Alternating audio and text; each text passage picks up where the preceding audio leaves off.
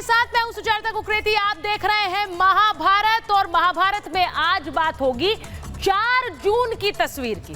4 जून को कौन मचाएगा धूम और कौन रह जाएगा पीछे, आज इसकी बात होगी क्योंकि आखिरी चरण का चुनाव होने वाला है। 4 दिन को बस 6 दिन बचे हैं और 4 जून को जो तस्वीर सामने आएगी उसे लेकर आकलन बहुत सारे हो रहे हैं। बीजेपी ने चुनाव से पहले 400 पार का नारा दिया, लेकिन पिछले कुछ दिनों में इंडी गठबंधन ने भी 300 की जीत का दावा किया है।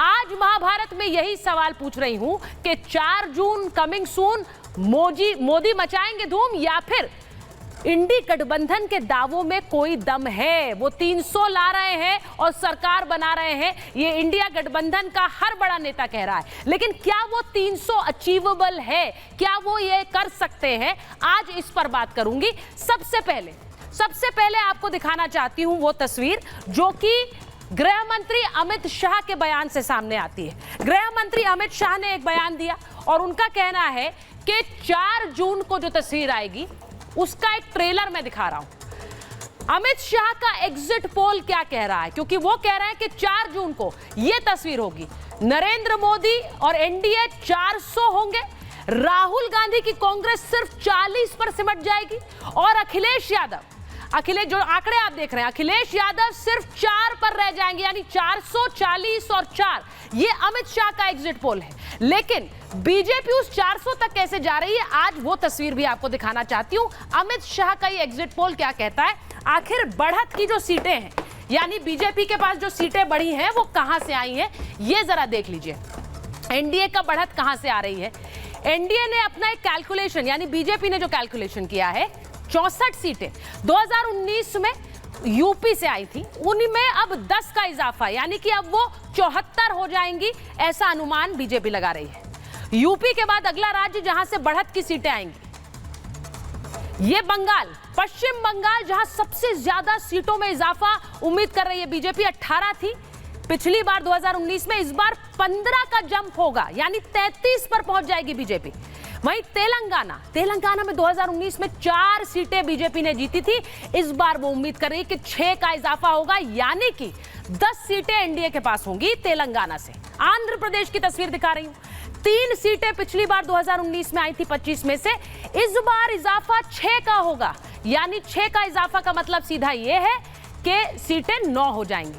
वहीं उड़ीसा में 8 सीटें पिछली बार, इस बार 5 का इजाफा होगा। इसीलिए प्रधानमंत्री अपनी हर रैली में भी कहते हैं कि उड़ीसा में, हर इंटरव्यू में कह रहे हैं, उड़ीसा, बंगाल, इन राज्यों से सीटें आने वाली है। पूर्वोत्तर में 19 सीटें पिछली बार, इस बार उसमें 3 का इजाफा होगा, यानी बीजेपी इन राज्यों में अपने बढ़त के नंबर ढूंढ रही है और इसीलिए 400 पार जा रही है। असम में 2 का इजाफा, पिछली बार 11 आई थी, यानी 13 सीटें 14 में से उम्मीद कर रहे हैं कि असम में आएंगी। और वहीं जो आप तस्वीर देख रहे हैं ये बताती है कि कैसे तमिलनाडु में भी सीटें बीजेपी खोज रही है। 39, पिछली बार कोई सीट नहीं थी, लेकिन इस बार उम्मीद कर रही है कि वहां भी खाता खुलेगा और इसीलिए जब छत्तीसगढ़ में भी 1 सीट निकलेगी तो वहां 1 सीट का इजाफा होगा, तो 9 की सीटें जो पिछली बार आई थी वो 10। तो ये टारगेट कर रही है बीजेपी अपने लिए, इसीलिए कह रही है 400 पार। ये जरा सुनिए कैसे बयानों के जरिए भी यही तस्वीर आ रही है।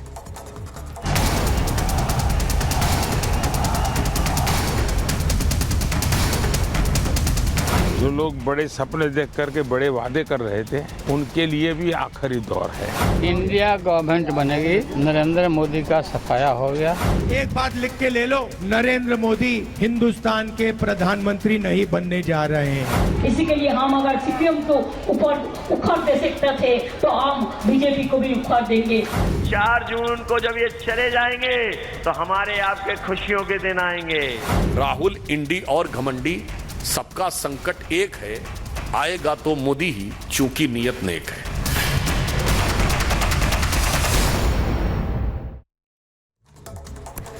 तो बयानों में दावे आप सुन रहे हैं। अब आपको बताती हूं कि इंडिया गठबंधन जो कह रहा है हमारी 300 सीटें आ रही हैं, हमारी सरकार बन रही है, क्या वो पॉसिबल है, क्या वो हो सकता है? इंडिया को ये बहुमत कैसे मिलेगा या फिर मिल ही नहीं सकता है, ये एक अनुमान आपके सामने दिखा रही हूं, क्योंकि सीटें कहां से मिल सकती हैं? तमिलनाडु में जहां पर 39 सीटें हैं, वहां 2019 में 38 सीटें आई थी। मान लीजिए वहां 39 से 39 मिल जाती हैं, तो ये एक खाता जो कि इंडिया के पक्ष में जाएगा। वहीं कर्नाटक में जहां 28 सीटें हैं, 2019 में एक मिली थी, वहां अनुमान के हिसाब से इस बार अगर आप मान लीजिए 28 की 28 सीटें, क्योंकि कर्नाटक में कांग्रेस की सरकार है, तो ये भी इंडिया के खाते में। अंत में बताऊंगी कितनी सीटें बन रही हैं। केरल में देखिए 20 सीटें हैं, 2019 में 20 की 20 आई थी यूपीए के पास। अब अनुमान के हिसाब से इस बार भी 20 मान लीजिए, यहां ये भी इंडिया के खाते में डाल देते हैं। सारे अनुमान है, हम ये समझने की कोशिश कर रहे हैं कि क्या 300 सीटें या फिर बहुमत के आंकड़े तक इंडिया पहुंच रहा है।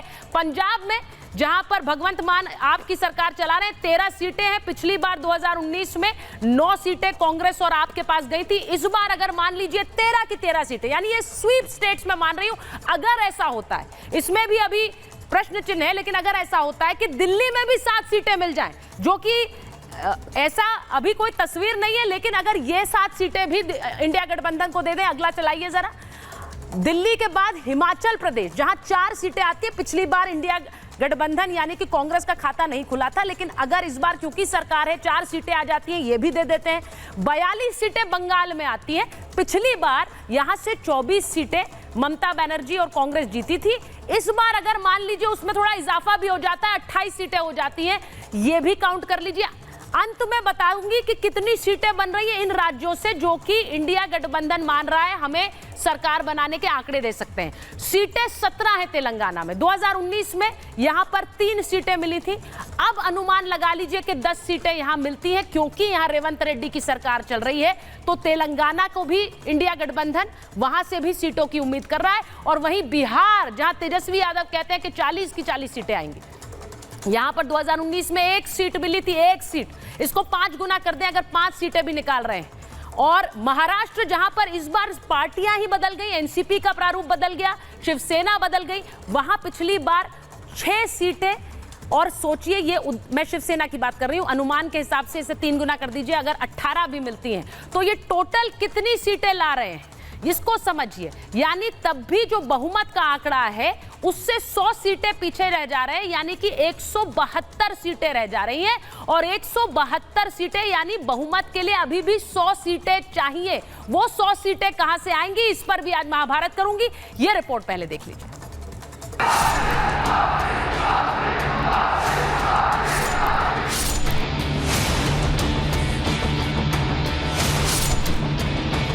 मोदी बेस्ट परफॉर्मेंस देने को बेताब हैं, लेकिन विपक्ष फिर बैठक करने जा रहा है। मोदी रिकॉर्ड बनाने की रणनीति पर काम कर रहे हैं, लेकिन इंडिया अलायंस के नेता रिजल्ट से ठीक पहले दिल्ली में जुटने वाले हैं। उसमें भी ममता ने आने से मना कर दिया। मोदी जब तीसरी बार सरकार बनाने की तैयारी कर रहे हैं, तब गठबंधन मिलकर 1 जून को यह तय करेगा कि 4 जून के बाद उसे क्या करना है। हमें लोकसभा के अंदर भारी बहुमत पिछले चुनाव में मिला था। इस बार पूरे हिंदुस्तान में द बेस्ट परफॉर्मिंग स्टेट कोई होगा तो पश्चिम बंगाल होने वाला है। भारतीय जनता पार्टी को सर्वाधिक सफलता पश्चिम बंगाल में मिल रही है। मोदी ने ऐलान कर दिया है अपना सर्वश्रेष्ठ देने का, यानी बीजेपी के नेतृत्व में एनडीए को सीटों के लिहाज से 353 से 400 पार का फासला तय करना है। मतलब नतीजों में अगर पिछली बार से करीब 50 सीटें और जोड़ ली जाएं, तो वो सियासी चमत्कार हो जाएगा। 4 तारीख का परिणाम कहता हूं, राहुल बाबा, आपकी पार्टी को 40 भी पार करना नहीं है, मेरी बात याद रखना। और अखिलेश बाबू, आपका 4 भी पार नहीं होना है, 4 भी। 400 पार कह रहे थे, अब बड़ा डर के कह रहे हैं 400 पार। जब से जनता को समझ में आ गया 400 पार का मतलब हुआ 143 सीटें। इस बार ये लोग 140 सीटों के लिए भी तरस जाएंगे। उत्तर प्रदेश में और बिहार में इंडिया गठबंधन का तूफान आ रहा है। मैं आपको बता रहा हूं, एक बात लिख के ले लो, नरेंद्र मोदी हिंदुस्तान के प्रधानमंत्री नहीं बनने जा रहे हैं। सत्ता में कौन आएगा, लड़ाई इसी की है। जब मोदी कॉन्फिडेंस के साथ आगे बढ़ रहे हैं, तो विपक्ष का सिर्फ बिखरे कुनबे को जोड़ने और एकजुटता का संदेश देने के लिए मिलने वाला है। जीत का जश्न मनाना है या हार का ठीकरा फोड़ना है, सरकार बनानी है या फिर 5 साल का इंतजार करना है, क्या नई पार्टियों को गठबंधन में जोड़ना है या फिर किसी पार्टी को बाहर का रास्ता दिखाना है? केजरीवाल और ममता गठबंधन के साथ रहेंगे या चुनाव के बाद छोड़कर चले जाएंगे? क्योंकि केजरीवाल को 2 जून को फिर तिहाड़ जाना है। सरेंडर से पहले जमानत बढ़ाने के लिए उन्होंने जो मोहलत मांगी थी, सुप्रीम कोर्ट ने उस पर तुरंत सुनवाई से इनकार कर दिया। इनकार तो ममता ने भी कर दिया है इंडी की 1 जून की बैठक में आने से, लेकिन बातें वो बीजेपी को हराने की कर रही हैं। इसी के लिए हम अगर सीपीएम को ऊपर उखाड़ दे सकते थे तो हम बीजेपी को भी उखाड़ देंगे। ये हमारा वादा है, ये हमारा वादा है, ये हमारा वादा है। तो क्या नतीजों से पहले ही बिना चेहरे वाला गठबंधन टूट जाएगा? अपनी अवश्यंभावी पराजय को देखकर पूरी तरीके से इस गठबंधन का अंतर्विरोध सामने आ रहा है, क्योंकि उनको लग रहा है ना इलेक्शन तो अंतिम चरण में आ गया, तो उसके बाद तो अपने असली रंग दिखाने वो शुरू ही करेंगे। तो आप बहुत साफ समझ सकते हैं कि इनको वोट देना एक प्रकार से अपने वोट को व्यर्थ करना है। घमंडिया गठबंधन बनाया इसलिए था कि ठीकरा कांग्रेस में नहीं फूटे। और भाई बहन को मैं बता रहा हूं, कांग्रेस से विदाई तय है। 4 तारीख के बाद कांग्रेस 2-3 फाड़ में टूटने वाली है। इंडिया गठबंधन के लोग कोई बावेला नहीं करेंगे। इंडिया गठबंधन के लोग सरकार बनाएंगे और बीजेपी में आपस में सिर्फ फुटबॉल करेंगे। राज्य दर राज्य कांग्रेस